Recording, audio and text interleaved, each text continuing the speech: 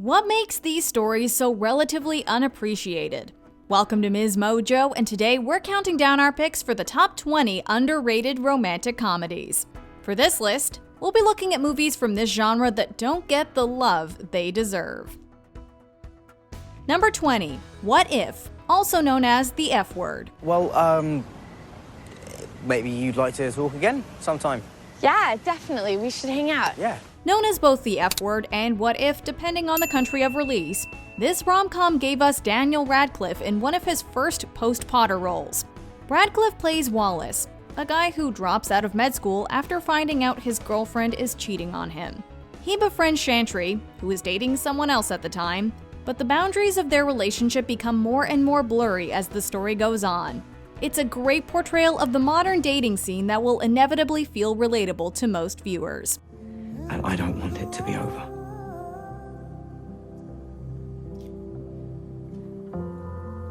I don't want it to be over either. Number 19, Obvious Child. Does having an abortion hurt? No, except for some cramps afterwards, but they feel just like period cramps. You wouldn't think that an unintended pregnancy and subsequent abortion would be the fodder for a romantic comedy, but somehow Obvious Child manages to make it work. This nice shirt's name is Max. Oh, hey. This lady's name is Donna. Donna is a stand-up comedian who gets dumped by her boyfriend and ends up having a one-night stand with a stranger and getting pregnant. As she awaits her scheduled abortion, she starts to form a bond with the man responsible for her pregnancy, despite the fact that she's trying to keep him at arm's length.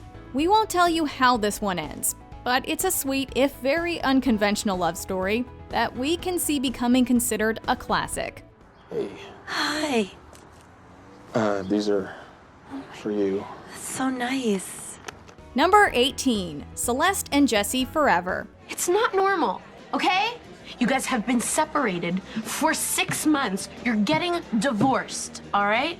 And you spend every day together hanging out as if like it's no big deal. Most romantic comedies show us the beginnings of relationships, but this one kicks off as a marriage is coming to a close.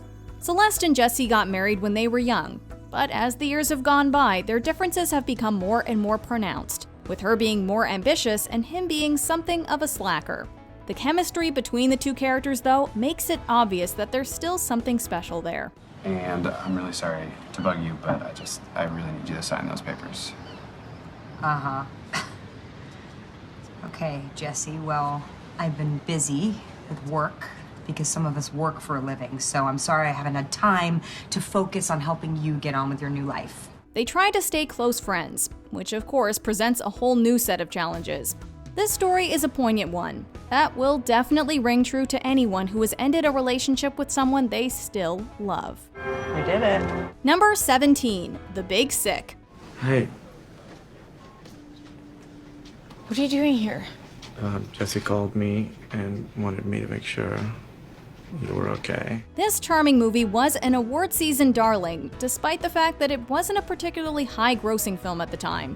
Based on the true story of its writers, the film follows Kumail, a Pakistani-American Uber driver who falls for a white girl despite his parents wanting to set him up with someone with the same background as him.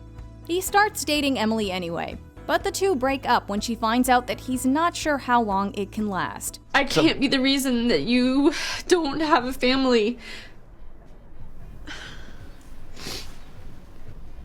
It just feels totally different now. And I can't do that again. Things really ramp up, though, when a health crisis finds Emily in a coma, and Kumail bonding with her family as she recovers. Number 16, Letters to Juliet. I'm sorry, I didn't know true love had an expiration date. Inspired by the trend of visitors to Verona leaving letters to Juliet Capulet, William Shakespeare's famed fictional romantic heroine, this movie features a lush Italian setting and a sweet and memorable love story. Amanda Seyfried plays Sophie, a woman on her pre-honeymoon in Italy who becomes enamored with those letters that people write to Juliet. She tracks down one of the letter writers to help her find her lost love, and in the process unexpectedly finds a new romance of her own. This movie may not have been a financial success, but despite the poor box office showing, it's definitely worth a watch. I don't know what a love like Juliet's feels like. A love to leave loved ones for, a love to cross oceans for. But I'd like to believe, if I ever were to feel it, that I'd have the courage to seize it. Number 15, Kate and Leopold. I jumped off the Brooklyn Bridge and took a walk in 1876 today. I followed my great-great-grandpa around old New York. We love a good time travel love story, and Kate and Leopold definitely fits the bill. Physicist Stuart Besser mistakenly brings one of his ancestors, His Grace Leopold Alexis Elijah Walker Thomas Gareth Mountbatten, 3rd Duke of Albany, from the 19th century to modern-day New York. Sparks fly, however, when Leopold meets Stuart's ex, the hard-driving, high-achieving Kate. I don't know the story of Prince Charles and Lady Di. Oh, you don't want to. It's a cautionary tale, further proof. Of what? You can't live a fairy tale. Of course, because of their different backgrounds, there are some cultural differences to overcome. Sure, the plot isn't the most logical, but we can suspend our disbelief when it comes to enjoying this time-hopping romance. This is madness. This is madness. Who was that? Number 14, Chasing Liberty. I am 18 years old, and I want to go out on a date without a posse of guys in bad suits. Sorry, Harper, hiding behind every tree. Nothing is private. There are some worlds that we all want to see inside of, and Chasing Liberty capitalized on that concept. Mandy Moore plays Anna Foster, the teenage daughter of the President of the United States. She's stifled by all of the restrictions put on her, and the security team constantly trailing her. So she runs off with a stranger who she just meets. It turns out, however, that Ben is actually part of her father's security team, but leads her to believe that he's just a regular guy. I thought I was alone because I never had any opportunities, because I never had any privacy, but thank you so much for proving me wrong. I needed that. Anna, believe me, this is not about you. Conflict inevitably ensues, but this romp around Europe is tons of fun. So if you're scared, why do it? Because the things you're scared of are usually the most worthwhile. Number 13, Lars and the Real Girl.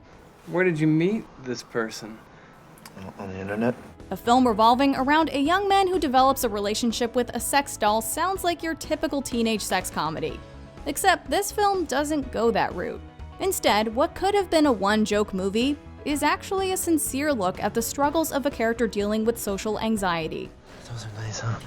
They're not real, so they last forever. Isn't that neat? Ryan Gosling is superb as the titular Lars, cementing his place as one of the best young actors in Hollywood. Although the film actually lost money, it was a critical success, and was even nominated for an Academy Award for Best Original Screenplay. Hey, what are you doing on Friday night? I have a school board meeting. Bianca got elected, so... Number 12, Think Like a Man. Just don't want a relationship based on lies. That's called marriage. Movies with a large cast and multiple interweaving storylines tend to be pretty by the numbers in regards to the romantic comedy genre. And it's true, Think Like a Man doesn't reinvent the wheel. Based on a book by Steve Harvey, the film revolves around 4 different women and their relationships. What makes this film stand out, however, is its terrific cast and the performances they give. I want to be your husband. And I want you to be my wife. Critics particularly praise the performances of Megan Good and Kevin Hart, and the acting alone makes this film worth the watch. What do you call the 3 rings of marriage? No clue. The engagement ring, the wedding ring, and the suffer ring. Number 11, The Holiday. I'm very normal. Neat freak, healthy, non-smoker. Single. Hate my horrible life. This, holiday movie has indeed become a modern classic to some, though it still seems to fly under the radar. Cameron Diaz and Kate Winslet play 2 women who are each at a crossroads in their lives, and decide to switch houses for the holiday season, with one going to sunny Los Angeles and the other heading to the picturesque English countryside.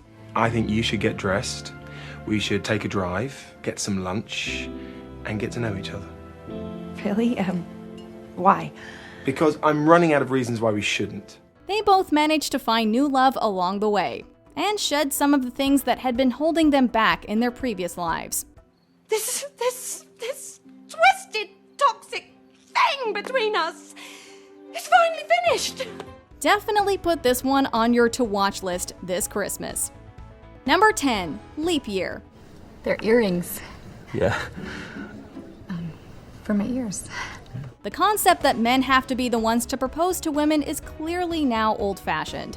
In Leap Year, Amy Adams' character decides to take the opportunity to propose to her boyfriend on Leap Day, which is supposedly the day on which women can propose to men without them refusing. You know nothing about me or Jeremy. You know what you are? You're a cynic. You're a lonely, bitter cynic. Better that than an idiot. Leap year, diddly eye. Will you marry me, diddly eye? I've got a suitcase called Louis, diddly eye. She gets waylaid on the way to meet him in Ireland, however, and ends up realizing that what she thought she wanted wasn't quite right. She kicks off a whole new romance with an Irish innkeeper, and then has to decide between the two men in her life. Kiss the girl.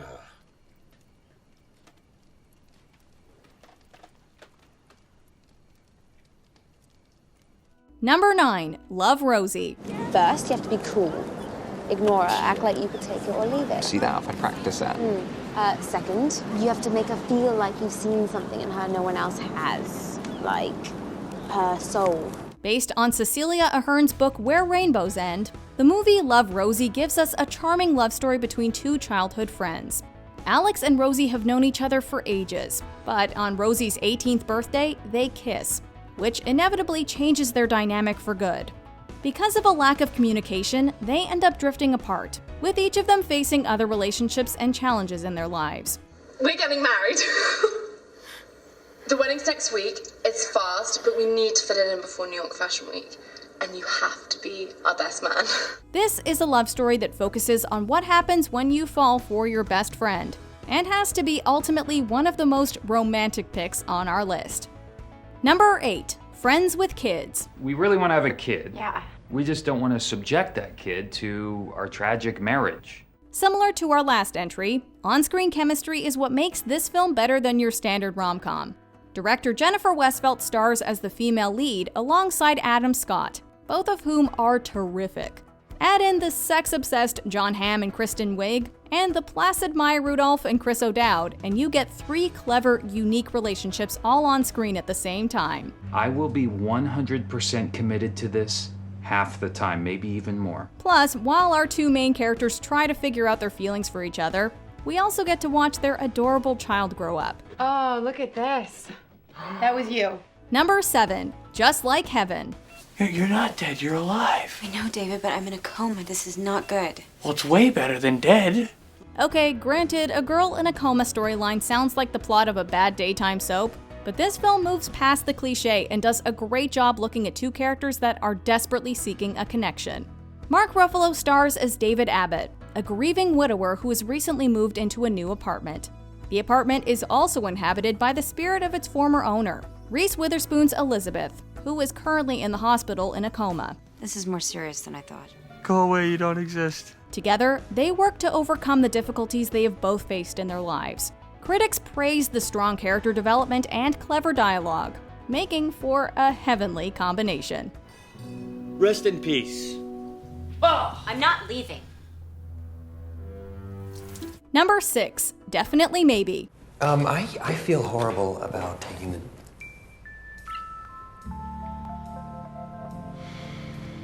Before he was the foul-mouthed Deadpool, Ryan Reynolds appeared in many romantic comedies, some better than others.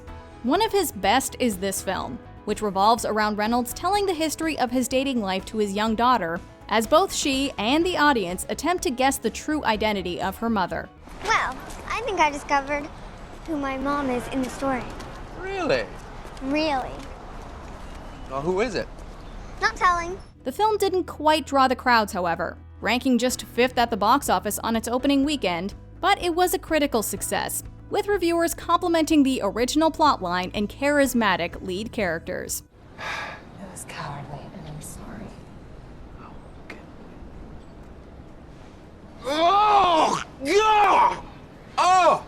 Number 5. About Time. It's gonna be a complicated year. It's gonna be a complicated life. While we almost went with the 2012 time-traveling hit Safety Not Guaranteed, it's About Time that earns the spot on our list. This film follows the charming Domhnall Gleeson as Tim, who learns that he has the ability to travel through time. Initially, things go well as he's able to go back in time and get the girl of his dreams, played by the stunning Rachel McAdams. But he quickly learns that this gift may be more of a curse as he grows older. You have to use it for things that you really think will make your life the way you want it to be. Come on. Although there are some plot inconsistencies regarding the rules of time traveling, the film's sincere and sentimental storyline is sure to hit home with any viewer. My mum's called Mary? I look like your mother? No, you're much prettier. Number 4, Just Friends. God, I want to lick your skin off. I prefer you didn't. We go back once again to Ryan Reynolds and get to see him like never before, in a fat suit. I swear. Typically, it's the geeky girl who transforms into the beautiful swan, but this time it's Reynolds, who returns to his hometown after spending a decade away. He decides to get revenge on those who treated him poorly in high school, but he rediscovers his feelings for his former high school crush. Oh my God, I can put my arms around you. Reynolds' character learns some valuable lessons in his pursuit, including what true beauty really is. Thanks for reminding me I was fat. Number 3, Serendipity. Serendipity. It's one of my favorite words. The term serendipity is when events happen by chance in an advantageous way. And that's what this film is about, chance. Our two lovers meet each other at the film's beginning, but decide to leave the future of their relationship up to fate. Whoa, I'm sorry. Sorry. Jonathan, played by John Cusack, writes his name and phone number on a $5 bill, while Sarah, played by Kate Beckinsale, does the same inside the cover of a book, believing that if their relationship is meant to be, they will find these items one day. This film is perfect for those who believe in true love and the idea that everything will work out the way it's meant to. What do you want to do? I don't care. Alright, go on then. Number 2, It's Complicated. Knowing how to be divorced is next to impossible. Any film that stars Meryl Streep is worth a watch for her alone. Add in Steve Martin and Alec Baldwin, and you get a terrific cast that raises this film above others of the genre. Streep plays a single mother of 3 who begins a relationship with her former husband, while also coming to terms with her feelings for her architect. You don't think in the future you might want a his? Oh God, we're talking code about my life. While this film doesn't necessarily do anything new in regards to its plot or storyline, the acting is superb, and the film earned several Golden Globe nominations. Maybe we should be growing old together. I hate to tell you, big guy, we already grew old, apart. Before we continue, be sure to subscribe to our channel and ring the bell to get notified about our latest videos. You have the option to be notified for occasional videos or all of them. If you're on your phone, make sure you go into your settings and switch on notifications. Number 1, Ruby Sparks. Not writing about you. I wrote you. If you could write yourself the perfect partner, what would they be like? That's exactly what happens to Calvin in this quirky and original film. A struggling author, Calvin begins writing about a girl named Ruby Sparks, only to discover that his creation has come to life. I missed you in bed last night. While the film could have been an over-the-top love fest, we get to see the darker side of a relationship in which one person has all the control. In this case, quite literally. You don't get to decide what I do. Wanna bet? The fact that the film looks at how easy it is to become insecure and controlling in a relationship, and does so while still remaining funny and heartwarming, is truly impressive. Just don't tell me how it ends, okay? Do you agree with our picks? Check out this other recent clip from MsMojo. And be sure to subscribe and ring the bell to be notified about our latest videos.